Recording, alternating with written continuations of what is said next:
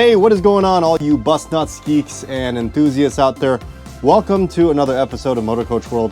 My name is James. As human beings, we love the feeling of belonging. It gives us purpose, a sense of camaraderie, as well as security. And sometimes it's not even enough that we belong to an organization like a job or a company. The company itself needs to belong to an even larger organization of other companies. An industry-wide club, if you will. And so there are these things called associations. Today, there are lots of different associations in the United States and even the world. Hundreds of thousands of them. Some of them are pretty large, with thousands, if not millions, of individual members, as well as entire corporations making up their numbers. Associations like the Latin American Studies Association, with over 12,000 members in it. The World Federation of Engineering Association, founded in 1968 with over 20 million engineers from all over the world as members. I love the logo, by the way. It reminds me of a TV show that I like. And then there are those smaller registered associations, the ones that you never heard of before, ones that aren't as famous, like the Obedient Wives Club, or OWC, formed in 2011 in Malaysia, where their mission statement is to teach wives how to be more submissive to their husbands. What? Guys, I'm not making this up. Go check it out for yourself. There's the Uttar Pradesh Association of Dead People, formed in 1967 by an Indian farmer by the name of Lal Bihari when he couldn't get a bank loan because somehow he was registered as being deceased. I mean, there was even a death certificate for him. And apparently this was a pretty common problem in India as well as all around the world, because Mr. Lal Bihari formed an association for the thousands of members that are now part of it. Okay guys, I gotta say, I'm having way too much fun right now reading about all these associations. I could make an entire video about all the hilarious and weird associations that exist around the world. You know, sometimes I wonder if I should make another YouTube channel just to talk about all the random things in the world, but it wouldn't be as fun as talking about buses, would it? Okay, one more and then we have to move on with today's topic. This one's my favorite, the Ejection Tie Club, where to get into this association, you have to first be ejected. Ejected out of a fighter jet, that is. Yes, this is an association for anyone who had to eject out of a jet aircraft and lived to tell about it.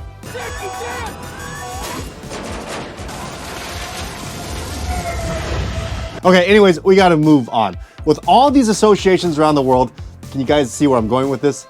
Yes, there are associations for buses as well. If you own or manage a bus company, large or small, you have the potential of being a part of a few of these bus company only clubs. And there are quite a few perks to being a part of one. So today, we're gonna take a look at a few of these associations, what they do for the industry, and what it takes to join up. Just like all the different associations around the world, there are quite a few bus associations in the US. Some are larger and well-known, and some are smaller and not as famous. Now, I'm not gonna have time to talk about all of them in today's video, but rather, I'm gonna mainly focus on the three of the ones that I'm most familiar with. Two of them being ABA and UMA, which I believe are the largest and members-wise, predominantly covers the bus and motor coach industry here in the US, and I think Canadian bus companies as well can join them? Maybe? I forgot to ask that question during the interview. If anyone knows the answer to that, please enlighten me down in the comments below, because I didn't do a very good job doing my homework. Well, anyway, the three bus and motor coach associations we'll be talking about today are UMA, or United Motor Coach Association, ABA, otherwise known as American Bus Association, and IMG, which stands for International Motor Coach Group. The American Bus Association is a group that represents the entire bus and motor coach industry. Their goal and function is to provide advocacy and a voice for all the privately owned motor coach companies. We're here because we want Congress to listen. We are looking at an industry that has been devastated by coronavirus. The current president and CEO of ABA is Peter Pantuso, who has held his current position since August of 1996. Wow, that's a long time, Peter. Kudos to you. Close to retirement? I'm not planning on it. Let me tell you something.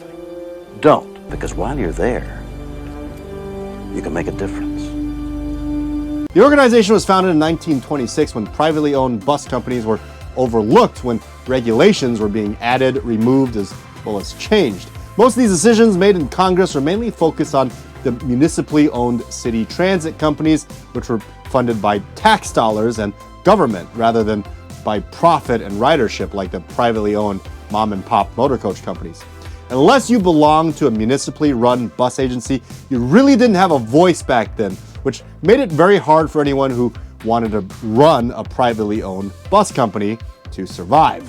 Today we have organizations like the American Bus Association, which looks out for all the motorcoach companies in the US. ABA's primary function is to unite all the mom and pop shops in the motorcoach industry into one strong voice. Also to make sure that policies, government aids, and all other related matters in the bus world do not overlook the privately owned motorcoach companies, which is basically the majority of the motorcoach industry here in the US and Canada. The American Bus Association also focuses on connecting many of the motorcoach companies that are their members with travel destinations, tourist attractions, resorts, and many other sectors of the travel industry in the US and Canada. ABA holds several Expo conventions around the US every year, such as ABA Marketplace Expo, the ABA Tech Show, as well as the Bus World North America Exhibition. The United Motorcoach Association, or UMA, was actually a spin-off of the American Bus Association, or ABA. In 1971, the American Bus Association represented the larger bus companies like Greyhound and other more line-run focused bus companies. Eventually, UMA spun off its own little branch to create a more fitting environment for smaller and medium operators. Today, both ABA and UMA are very similar to each other and collaborate with each other to address and solve many different topics and issues in the motorcoach industry. Larry Killingsworth, who up until October of 2021 was the president and CEO of the United Motorcoach Association. 36,000 motor coaches, 91% of them are parked right now because of COVID-19. Larry had a very challenging and yet very successful term as UMA's president, as he, along with the president of ABA, Peter Pantuso, saw their organizations through the COVID pandemic when the entire industry was basically destroyed in 2020. Larry's successor, Scott Michael, no, not Michael Scott, Scott Michael, has taken over for Larry as the president and CEO of the United Motorcoach Association. UMA's mission statement is to provide essential resources for education and advocacy for the bus and motorcoach businesses. They promote industry safety practices and are member-focused and pro-small business. Also, to both Larry Killingsworth and Scott Michael, congratulations to both of you. Larry, I hope you're enjoying your retirement, as you've definitely earned every bit of it. And Mr. Scott Michael, I wish you luck and success in your new position. International Motorcoach Group, or IMG, was founded in 1998. From an article found on travelfeed.com, International Motorcoach Group, or IMG, was formed in order to bring together North America's most premier motorcoach charter companies in a commitment to provide unmatched service, safety, and business practices. The current president of IMG is Bronwyn Wilson, who has been serving as IMG's president since January of 2012. And I've had the pleasure of meeting and chatting with Bronwyn several times throughout my career at Pure Charter. Bronwyn's absolutely an amazing leader. Based on what's written on IMG's website, IMG is dedicated to providing motorcoach and charter bus rental transportation through elevated standard of performance. Now, back in July of 2021, as I was prepping for the make of this video, I was lucky enough to be able to schedule a Zoom interview with the president and CEO of ABA, Peter Pantuso, as well as the president and CEO of UMA at the time, Larry Killingsworth, who is now retired. They were gracious enough to give me an hour of their time and help me answer a few questions about UMA and ABA, as well as shed some insight on IMG from their perspective. Now, I tried to get an interview with Bronwyn Wilson as well, the president and CEO of IMG. However, that was during the time where there was a huge IMG event coming up, and she was pretty busy at the time trying to get ready for the event, and I completely understand that she had way too much on her plate. But Peter and Larry pretty much both agreed that between the American Bus Association and the United Motorcoach Association, today there isn't that much of a difference between the two organizations. In the past, ABA used to represent more of the larger motor coach companies that focused heavily on schedule, line run service, and UMA branched out from ABA, as mentioned before, during the deregulation of the bus industry back in the early 70s. Peter Pantuzzo, CEO of the American Bus Association, described both UMA and ABA organizations as representing the breadth of the motor coach industry. According to Peter Pantuzzo, membership-wise, both UMA and ABA share a 30 to 50% overlap of the same members. However, members who are more focused on tours and travel agencies with their bus companies would more likely lean towards ABA rather than UMA. Larry Killingsworth, the former president of the United Motorcoach Association, also pointed out that both UMA and ABA have their own separate expos and shows. Now, according to Larry, ABA expo shows tend to focus more on tourism and destinations, and UMA is more focused on equipment for the industry. According to both Peter and Larry, between the two organizations of UMA and ABA, there really isn't a competition for members. Both organizations help each other out, and many bus companies actually have memberships with both organizations.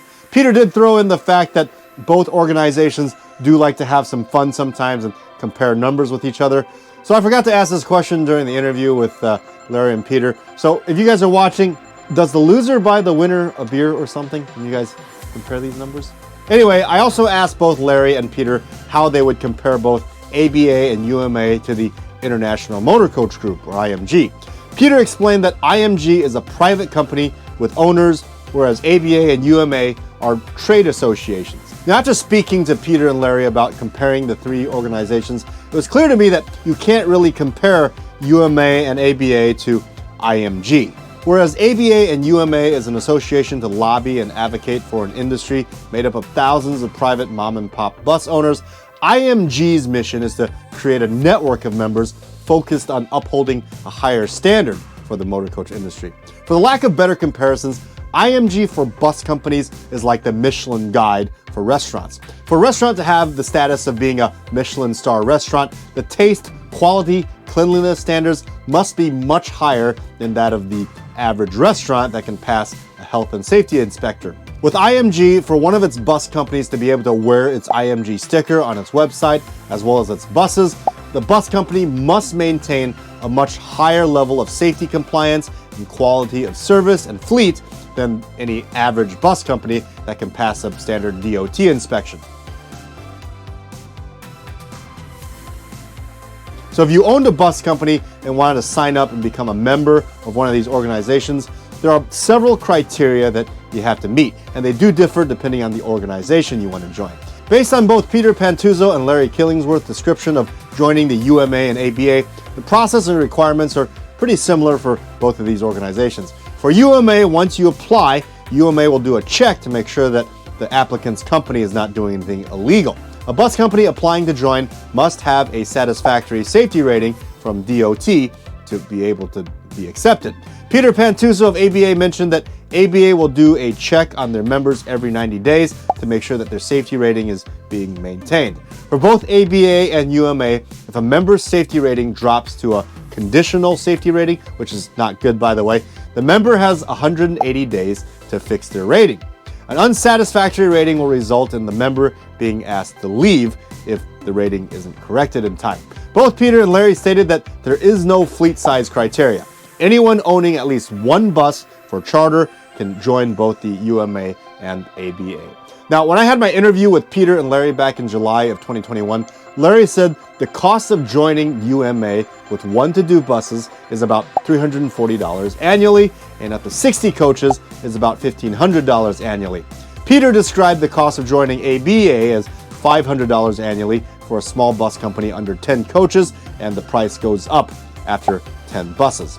Again, this information is about 7 months old now, and for a while during the COVID pandemic, both organizations waived the membership fee for all the members until the industry started to get back on their feet. It was very nice of you guys. Peter did mention that ABA does take a lot of pride in not charging their members to attend their Expo shows, and that members get a lot for just paying their dues. Now, membership for IMG is a little different. In order to join the International Motorcoach Group, anyone who is applying to join must be voted on by all the members of IMG. Any IMG member that votes no to an applicant, and the applicant will be denied entry into IMG.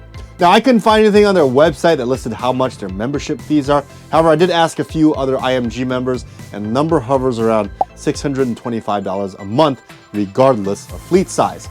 All members, however small or large, of IMG pay the same amount. Now, aside from having to be voted in, there are a few other criteria that have to be met to even be considered to join IMG.